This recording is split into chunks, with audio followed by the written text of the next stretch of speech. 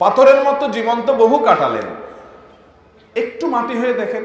রাত 2টা-3টা পর্যন্ত পছন্দ দলের খেলা দেখে ফুর্তি করেছেন অনেক দিন, একটু কিছু কালের জন্য মাঝে মধ্যে একটু পরীক্ষা করে হলেও ভোর রাতে উঠে কনকনে শীত উপেক্ষা করে দাঁড়িয়ে লম্বা রুকু সিজদা দিয়ে তেলাওয়াত দিয়ে সালাত আদায় করে সিজদায় গিয়ে একটু চোখের পানি ফেলে আল্লাহর কাছে কেঁদে দেন।